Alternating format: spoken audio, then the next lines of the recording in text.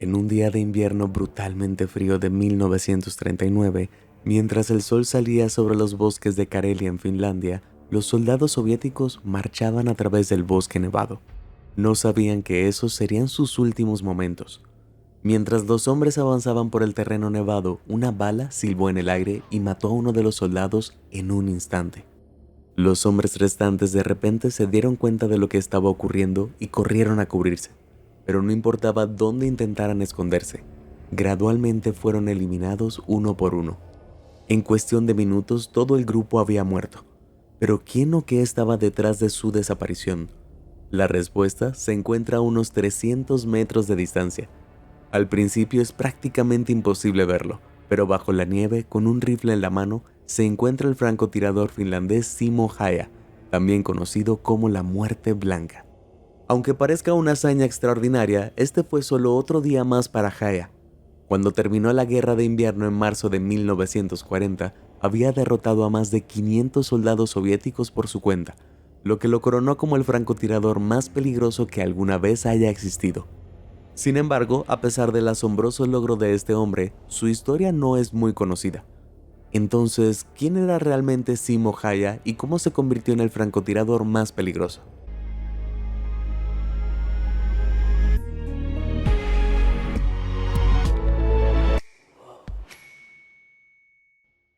Nacido en 1950 en Raitijärvi, sureste de Finlandia, Häyhä fue el séptimo de 8 hijos en una familia de agricultores. Cuando no estaba ayudando a su familia en la granja, disfrutaba de pasatiempos como disparar y esquiar. Con frecuencia salía a cazar zorros, a pesar de que la pequeña estatura y la velocidad del animal los hacen notoriamente difíciles de cazar. Fue aquí donde Häyhä perfeccionó sus habilidades de caza de francotirador, afinándolas hasta un punto que resultaría vital más adelante en su vida. Y no pasó mucho tiempo antes de que la habilidad de tiro del finlandés se convirtiera en algo más que un simple pasatiempo. Empezó a participar en competiciones de tiro, que casi siempre ganaba. Simo tuvo tanto éxito que se decía que la casa Häyhä estaba llena de todos los trofeos de tiro que había ganado cuando era joven. Con sus habilidades como francotirador no es de extrañar que en 1922, a la edad de 17 años, Häyhä se ofreciera como voluntario para la Guardia Finlandesa, una organización paramilitar que brindaba entrenamiento militar a sus miembros. Pero después de esto ya no hubo vuelta atrás para él. Esta primera prueba del entrenamiento militar que recibió eventualmente lo llevaría a una vida lejos de la granja y a presas mucho más grandes que los zorros. Pero antes de profundizar más, ¿por qué no pruebas tus habilidades de puntería presionando los botones de me gusta y te suscribes al canal? Mira cómo estás a la altura de Simo. ¿Listo? Excelente. Sigamos. Solo 2 años después, a la edad de 19 años, Häyhä, de 1,5 metros de altura, comenzó un servicio militar obligatorio de 15 meses, como miembro del batallón de bicicletas. Sí, escuchaste bien. Puede parecer una broma de mal gusto, pero a principios del siglo XX, la infantería en bicicleta era importante para maniobrar a los soldados entre los campos de batalla a través de bicicletas militares. Además de pedalear sin parar, Simo claramente adquirió algunos conocimientos militares. Cuando fue dado de baja con honores, ya había sido ascendido al rango de cabo. Después de sus hazañas en el ejército, era de esperar que la carrera de francotirador de Simo despegara. Pero ese no fue el caso, al menos no inmediatamente. Después de completar su servicio en el batallón de bicicletas, regresó a su casa y volvió a trabajar en la granja. No parece parte de la historia de un héroe, ¿verdad? Pero eso no es todo lo que hizo. En la década de 1920, la Guardia Civil finlandesa equipó su arsenal con el rifle Mosin Nagant M2830, en sustitución del M91 Mosin Nagant del ejército ruso. Este rifle de cerrojo operado manualmente fue mucho mejor que su predecesor, con una mira trasera mejorada y cargadores diseñados para evitar atascos. Aún más importante, a los soldados finlandeses que habían servido en la Guardia Civil se les dio la opción de comprar parcialmente el rifle M2830 para quedárselo ellos mismos. Me gusta imaginar que Simo era el primero en la fila. Como era de esperar, no perdió tiempo en familiarizarse con el arma. Y sorpresa, Simo era un as con el M2830 en sus manos. Pregúntale al mayor Tapio Saarinen, un hombre que había tenido el privilegio de presenciar de primera mano las habilidades de francotirador de Simo. En una ocasión, Tapio vio a Häyhä dar en el blanco con precisión a unos 150 metros de distancia. ¿Y si fuera una casualidad? Bueno, aparentemente no, considerando que alcanzó ese objetivo la asombrosa cantidad de 16 veces.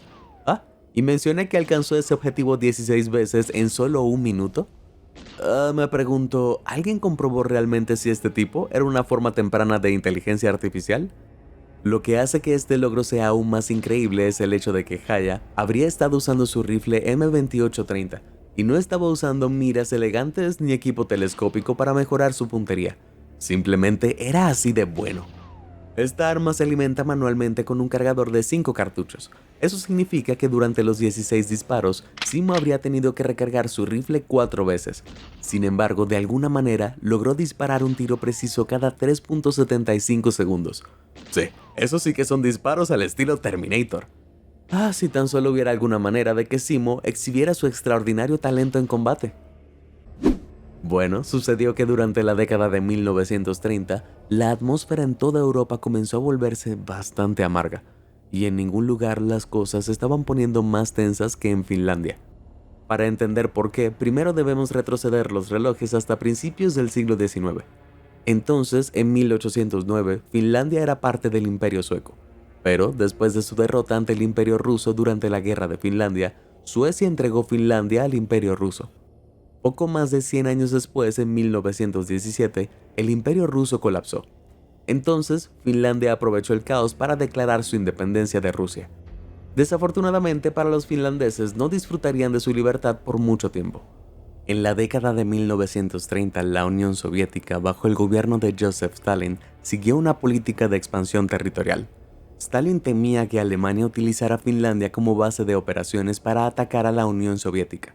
Entonces quería estacionar tropas en Finlandia y mover la frontera ruso-finlandesa 32 kilómetros al noroeste para crear una zona de amortiguamiento para proteger a la Unión Soviética de Alemania. A pesar de tener solo una población del 2% del tamaño de la Unión Soviética, Finlandia se negó. No es que a Stalin le importara. Después de la refutación de Finlandia, la Unión Soviética comenzó a invadir la frontera oriental de Finlandia el 30 de noviembre de 1939. Iniciando lo que se conoció como la Guerra de Invierno. Su objetivo era ocupar todo el territorio de Finlandia antes de fin de año. La Unión Soviética estaba tan segura de que tendría éxito que el ejército que enviaron incluso incluyó una banda militar para el desfile de la victoria planeado en Helsinki. Para ser justos, tenían una buena razón para suponer que ganarían. En total, 21 divisiones soviéticas entraron en Finlandia, con un total de 450.000 hombres, así como 6.000 tanques y más de 3.000 aviones. Todo eso en comparación con los 300.000 soldados, 32 tanques y apenas más de 100 aviones de Finlandia. No parece una pelea muy justa, ¿cierto? Sin embargo, si bien las masas de hombres de Stalin estaban familiarizadas con las heladas condiciones de los inviernos rusos, no estaban preparados para lo crudo que sería el clima finlandés. Las temperaturas cayeron a unos escalofriantes menos 42 grados Celsius, creando condiciones de frío intenso para las que las tropas del Ejército Rojo simplemente no estaban preparadas. Para empeorar las cosas, los uniformes soviéticos no eran lo suficientemente cálidos para soportar el frío, y fue aún peor para las tropas heridas. Debido a las condiciones heladas y al terreno complicado, los servicios médicos no pudieron atender rápidamente a los heridos. En cambio, muchos soldados heridos yacían heridos en la nieve. La mayoría de las veces morían congelados. Pero los soldados no eran la única parte de la maquinaria de guerra soviética que sufría las duras condiciones finlandesas. Al igual que los hombres que las portaban, las armas soviéticas luchaban en la nieve y no estaban diseñadas para funcionar en condiciones tan extremas de frío. Las armas fallaron, los motores se pararon y los vehículos de motor se congelaron. Para empeorar aún más las cosas para los soldados soviéticos, sus vidas estaban en manos de líderes militares sin experiencia. A finales de la década de 1930, Stalin, alimentado por su paranoia ante su rival potencial, encarceló a miles de sus expertos militares y muchos también fueron ejecutados. Este evento, conocido como la Gran Purga, puede haber aliviado la paranoia de Stalin, pero su impacto fue catastrófico para la Unión Soviética, ya que el Ejército Rojo se volvió muy desorganizado y carecía de generales con conocimientos y experiencias militares. A diferencia de su enorme enemigo, las fuerzas finlandesas estaban mucho más preparadas para la guerra de invierno. Para empezar, conocían el terreno nevado del este de Finlandia como la palma de sus manos. Muchos soldados se deslizaban por el campo de batalla del Báltico con esquís, lo que les permitía lanzar ataques rápidos y ágiles contra largas y sinuosas columnas de tropas y suministros del Ejército Rojo. Y a diferencia de los soviéticos, las tropas finlandesas recibieron abrigos cálidos, evitando que los soldados tuvieran un final helado. Es importante destacar que los abrigos finlandeses también eran blancos, a diferencia de los hombres del Ejército Rojo, a quienes se les suministraba uniformes de color caqui, lo que los hacía sobresalir como 450.000 pulgares doloridos en el campo de batalla blanco e invernal. Pero había una fuerza más que empujaba a las tropas finlandesas hacia adelante en la guerra de invierno, una que Stalin nunca hubiera visto venir. ¿Alguna suposición? Sí, es nuestro hombre Simo Häyhä. El francotirador de baja estatura estaba destinado en Karelia, una región que entonces se encontraba en el sureste de Finlandia. Armado con su rifle M2830, el mismo que había estado usando en la granja durante muchos años, Häyhä lo instaló en las montañas nevadas cerca del río Kola. Aquí se ocultaba en la nieve, esperando pacientemente hasta ver a un enemigo desprevenido. Después de varias horas, su paciencia se ve recompensada. Un soldado soviético emerge de entre los árboles. Häyhä ha estado en esta situación miles de veces antes, excepto que normalmente apuntaba a un zorro o un objetivo, no a un luchador enemigo. Se estabiliza, posiciona su rifle y dispara. La bala vuela a 300 metros en el aire antes de atravesar el uniforme caqui y enviar a un desafortunado soldado soviético a su fin. Incluso en el campo de batalla, Simo es un francotirador seguro. Por importante que fuera acabar con tantos combatientes soviéticos como fuera posible, a Häyhä no le complacía matar. De hecho, llegó a decir: solo cumplí con mi deber, y con lo que me dijeron que hiciera lo mejor que podía. Resulta que Simo cumplió muy bien con su deber. Prácticamente todos los días de la guerra de invierno, Häyhä acumulaba muertes, disparando constantemente a soldados soviéticos desde sus trincheras cubiertas de nieve a cientos de metros de distancia. Cuando terminó la guerra de invierno, había acumulado más de 500 muertes con su confiable M2830. Se desconoce el número exacto de muertes confirmadas, pero la mayoría de las fuentes coinciden en que el número está entre 505 y 542. Si eso no fuera lo suficientemente alucinante, Häyhä logró ese recuento en solo 98 días de lucha. Eso significa que este tipo estaba registrando más de 5 muertes de francotiradores cada día. De hecho, ni siquiera eso hace justicia a la enorme cifra de Häyhä. Verás, en invierno, Finlandia solo recibe alrededor de 6 horas de luz diurna, lo que significa que la mayoría de los días Häyhä habría tenido solo unas pocas horas para apuntar contra las fuerzas soviéticas. Para descomponerlo, Häyhä estuvo peleando durante 98 días, y cada día tendría alrededor de 6 horas para poder disparar de manera realista. Eso significa que en total solo habría tenido unas 590 horas en el campo de batalla en las que podría disparar su rifle en condiciones de visibilidad decente. Entonces estaba aumentando su número de muertes prácticamente cada hora que luchaba. De repente ese recuento de más de 500 muertes se volvió mucho más impresionante. Aunque Häyhä derribaba a soldados soviéticos prácticamente todos los días, hubo una ocasión en particular en las que sus habilidades de tiro con precisión lo habrían sorprendido incluso a él mismo.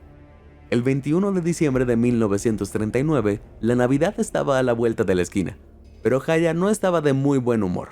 Solo ese día había registrado 25 muertes confirmadas, todo en tan solo 6 horas. Eso significa que Simo estaba derribando a un soldado soviético en promedio cada 14 minutos. Ni siquiera puedo terminar de ir al baño en ese tiempo. Pero no fue solo el alto número de muertes lo que convirtió a Häyhä en un francotirador tan letal. También fue capaz de disparar con precisión al enemigo desde grandes distancias. Normalmente su campo de tiro sería de 300 metros. Sin embargo, su muerte más larga registrada fue desde la increíble cantidad de 457 metros de distancia. Como referencia, eso es más largo que la longitud de 4 campos de fútbol americano de la NFL colocados uno al lado del otro. ¿Hay algo que este hombre no pueda hacer cuando tiene un rifle en sus manos? Probablemente te estés preguntando cómo pudo Häyhä, el granjero de 1,5 metros de altura que anda en bicicleta, transformarse en un francotirador tan letal. Para empezar, uno pensaría que tendría una super mira adjunta a su rifle. ¿Uno con un aumento enorme o tal vez algún tipo de calefacción por infrarrojo para detectar fácilmente al enemigo? Bueno, en realidad Simo no usó una mira telescópica, en absoluto.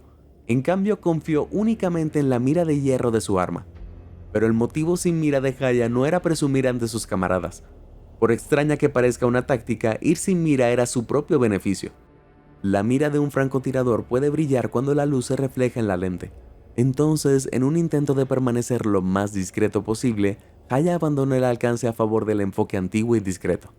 Además de eso, una mira telescópica requiere que el francotirador levante la cabeza un par de centímetros más de lo que normalmente lo haría, para mirar a través de la lente, lo que aumenta sus posibilidades de ser detectado o disparado.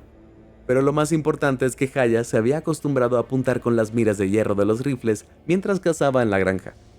A juzgar por el éxito que había disfrutado sin alcance, probablemente tenía razón al no cambiar su enfoque. Así que si no está roto, no lo arregles. No era solo el alcance o la falta de al que Haya se había acostumbrado. También estaba usando el rifle exacto con el que él entrenó en la granja. En lugar de cambiar a un arma más nueva y elegante para la guerra de invierno, Haya prefirió el M2830 por su confiabilidad y su consistencia de disparo. No era un arma particularmente llamativa, pero era una que dominaba. Además de eso, al ser un arma de fabricación finlandesa, el M2830 se construyó con abedul ártico, lo que evita que el arma se deforme en las gélidas condiciones finlandesas. Y en una época en la que los equipos soviéticos no podían hacer frente al frío, la fiabilidad lo era todo. La experiencia previa de caza de Simo también significó que había dominado las habilidades de la paciencia, la importancia de la respiración y la capacidad de calcular distancias, incluso antes de que comenzara la guerra. Por supuesto, ahora había mucho más en juego. Ciertamente ya no cazaba zorros, pero Simo tenía todo el entrenamiento, el talento y la experiencia necesaria para convertirse en un francotirador superior. Aparte de su claro talento para disparar y su familiaridad con el M28, gran parte de lo que hizo que Haya fuera tan talentoso fue el inmenso tiempo y preparación que puso en cada disparo. Incluso en plena noche en los helados bosques finlandeses, Haya se negó a descansar. Mientras sus compatriotas dormían, Haya practicó diversas posiciones de tiro y buscó las trincheras perfectas que tuvieran una visión clara de la ruta del enemigo. Pero cuando llegó la mañana no había ninguna posibilidad de que los soviéticos pudieran verlo claramente. Vestido con su abrigo blanco de invierno, Simo permanecía inmóvil en trincheras nevadas durante horas, bien escondido y perfectamente camuflado en su entorno invernal. Haya incluso desarrolló algunas peculiaridades curiosas para mejorar aún más su habilidad como francotirador. Con frecuencia vertía agua sobre la nieve frente a él. Puedes asumir que es simplemente la forma que tiene Haya de pasar el tiempo mientras espera a su próxima víctima, pero entonces estaría subestimando su genio. Debido al frío, el agua se congelaría rápidamente sobre la nieve. Esto significaba que cuando disparaba, el disparo de su arma no expondría su ubicación al perturbar la nieve ligera frente a él. ¡Qué genio! Pero Simo no terminó ahí con los trucos de nieve. Literalmente comió nieve, pero no para sustento. Aunque sin duda el hambre lo habría puesto a prueba, ya que solo comía terrones de azúcar y pan seco, alimentos blancos que no requerían cocción y no delatarían su posición durante la época de caza. En realidad, al consumir nieve, evitó que los soviéticos detectaran la condensación de su cálido aliento al exhalar aire frío. Vaya, y se me congela el cerebro con solo mirar el helado. Imagina comer trozo tras trozo de nieve súper fría. Por muy difíciles que hayan sido estas prácticas, la planificación y la dedicación necesarias para localizar la posición perfecta y permanecer discreto hicieron que a Simo fuera imposible de localizar para los soviéticos. Como era de esperar, con su creciente número de muertes y sus alusiones, Simo no tardó mucho en saltar a la fama. Los periódicos finlandeses anunciaron al francotirador como la Muerte Blanca, y se convirtió en una figura heroica que podría ayudar a Finlandia a resistir a la Unión Soviética. Pronto la imagen de la Muerte Blanca quedó impresa en la mente de los finlandeses de todo el mundo. Se convirtió en un espíritu guardián legendario que se deslizaba por la nieve como un fantasma, eliminando a los soldados soviéticos a su voluntad. El culto a la Muerte Blanca era tan prominente que incluso los soviéticos comenzaron a referirse a él con ese nombre.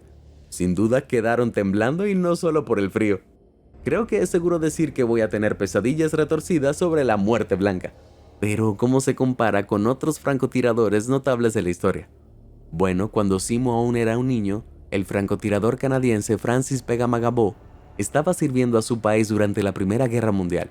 En su juventud, él también fue un cazador, lo que lo ayudó a desarrollar un buen ojo para disparar. Esto se tradujo en el campo de batalla. En sus 3 años de servicio, Pegamagabo mató a unos 378 soldados alemanes, lo que lo convirtió en el francotirador más peligroso de la Primera Guerra Mundial. Poco más de 20 años después surgió otro gran francotirador, pero no me refiero a nuestro chico Simo, Fyodor Okulovkov. Fue un francotirador soviético que sirvió en el Ejército Rojo durante la Segunda Guerra Mundial. Antes de la guerra, asistió a un entrenamiento de tiro con precisión y obtuvo la insignia de francotirador Voroshilov por su precisión. No mucho después, Okulopkov y su hermano se alistaron juntos en el Ejército Rojo. Desafortunadamente, el combate se cobró la vida de su hermano y él, muy dolido, juró vengarlo. Y es seguro decir que él lo hizo. Entre 1942 y 1944, acumuló la asombrosa cifra de 429 muertes de francotirador. Todo suena bastante notable, ¿no?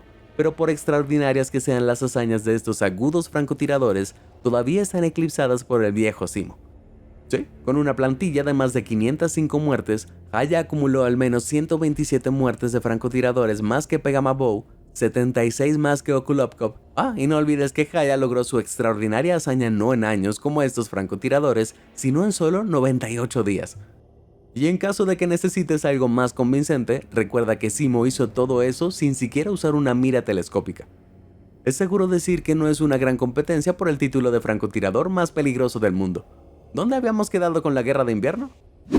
Por muy asustado que Stalin pudiera haber estado por la muerte blanca, nunca iba a permitir que Haya se interpusiera en su plan para dominar el mundo, ¿no?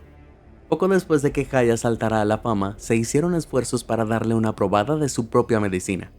Los comandantes soviéticos enviaron contrafrancotiradores para derribarlo, pero el finlandés también los eliminó. Entonces los soviéticos decidieron dar un paso más. Llovieron ráfagas de mortero en la zona desde donde disparaba el francotirador. Sí, los soviéticos literalmente bombardearon todo el bosque solo para acabar con un hombre, pero no iban a atraparlo tan fácilmente. Al ser tan esquivo, la mayoría de los proyectiles no cayeron cerca de él. Sin embargo, por sobrehumano que pareciera, Simo no pudo evitar para siempre el ataque soviético. El 6 de marzo de 1940, mientras defendía el territorio finlandés en los bosques de Ulisma, Simo recibió un impacto de bala en la cara. Le aplastaron la mandíbula y le volaron la mayor parte de la mejilla. De repente todo se volvió blanco para la muerte blanca, mientras se desplomaba en el suelo. Después de la pelea, las tropas finlandesas descubrieron el cadáver sin vida de Simo, y a disgusto lo acostaron sobre una pila con el resto de los muertos. Sin embargo, justo antes de que se deshicieran de los cuerpos, un soldado finlandés notó un movimiento extraño proveniente de la pila. La pierna de Simo temblaba. Por algún milagro estaba vivo, a duras penas. El daño fue tan grave que sus compañeros soldados afirmaron que le faltaba la mitad de la cabeza. Después de ser trasladado de urgencia al hospital, Haya entró en coma durante 7 días. Tiempo durante el cual Finlandia perdió la guerra. ¿Coincidencia? Yo creo que no. De hecho, la guerra terminó el mismo día en que Haya despertó. Quién sabe, tal vez los soviéticos se enteraron de que se había levantado de nuevo y quisieron terminar la guerra en ese mismo momento. El Tratado de Paz de Moscú, que se firmó para poner fin a la guerra, resultó en que Finlandia cediera el 11% de su territorio a la Unión Soviética. Aún así, considerando el tamaño y el poder de la fuerza a la que se enfrentaban, muchos en Finlandia vieron el resultado de la guerra de invierno como una victoria. Por otro lado, los soviéticos no reconocieron su progreso como un triunfo. Nikita Khrushchev, el líder soviético en los años 1950 y 1960, afirmó más tarde: "Todos nosotros sentimos en nuestra victoria una derrota por parte de los finlandeses". En ningún aspecto los efectos de la guerra de invierno se sintieron con mayor fuerza para los soviéticos que en el número de bajas. Murieron más de 125.000 soldados soviéticos. El total de bajas soviéticas fue tan grave que un general ruso comentó que la tierra que habían conquistado era lo suficiente para enterrar a sus muertos. Y pensar que Simo, el pequeño de la granja, se llevó solo casi el 0.5% de ellos. A pesar de bailar con la muerte, Haya fue uno de los afortunados sobrevivientes de la guerra. En honor a su valentía y habilidad, recibió la Cruz de la Libertad y la Cruz de la Batalla de Kola. Aún más impresionante, Haya obtuvo el ascenso de cabo a segundo teniente, el mayor salto en las filas militares visto en la historia de Finlandia. Sin embargo, no es que se estuviera utilizando su salto de rango para gritar órdenes en el campo de batalla. Haya tardó años en recuperarse de su lesión fatal, con largos tratamientos y 26 cirugías. Si bien finalmente se recuperó por completo, el lado izquierdo de la cara de Haya permanecería desfigurada por el resto de su vida. Pero gracias a sus cicatrices, Simo era fácilmente reconocido cada vez que salía en público. En su mayor parte, quienes lo conocieron lo proclamaron como un héroe de guerra. Pero no todos se alegraron mucho de encontrarse con la muerte blanca. Los comunistas dentro de Finlandia desaprobaron a Haya por atacar a tantos soviéticos en el campo de batalla. Tanto es así que incluso recibió amenazas de muerte por parte de ellos. Vaya, proteges a tu propio país de la invasión y ¿cuál es tu recompensa? Amenazas de muerte de las mismas personas que intentabas proteger. A veces la vida no es justa. Con gente aparentemente detrás de su cabeza, Simo decidió pasar gran parte de su vida de posguerra en casa de sus padres y hermanos, en lugar de la suya. Afortunadamente, no todo fueron malas noticias para Simo. Con todo el tiempo libre que tenía ahora, volvió a lo que mejor sabía hacer: disparar. Excepto que esta vez estaba cazando alces, no soldados soviéticos, y ahora, en lugar de acampar en trincheras heladas, asistía a glamurosas partidas de caza. Bueno, si alguien merecía una jubilación de lujo, ese era Simo. En 2002, a la edad de 96 años, Simo Häyhä falleció pacíficamente en su casa en el sureste de Finlandia. Curiosamente, incluso en sus últimos años, todavía pudo vencer a su antiguo enemigo, sobreviviendo a la Unión Soviética, que se había derrumbado 11 años antes de su muerte. Si bien es posible que Simo ya no esté con nosotros, su legado sigue vivo hoy en día. Un museo en Sairastupa tiene una exposición completa dedicada a Simo, su rifle se exhibe con orgullo y en otras partes de internet la gente ha creado personajes de videojuegos con su imagen. Es toda una máxima señal de respeto. No importa cuánto estén las posibilidades en tu contra, Simo Häyhä ha demostrado que con práctica, paciencia y tal vez un poco de nieve, incluso las hazañas más extraordinarias son posibles. Bastante bien para un pequeño granjero finlandés, ¿no crees? ¿Qué opinas sobre este talentoso francotirador? Comparte con nosotros tu respuesta. Si te sorprendió toda esta información, házmelo saber en los comentarios del video. Y nunca dejes de sorprenderte. Muchas gracias por ver y suscríbete a Sorprendente.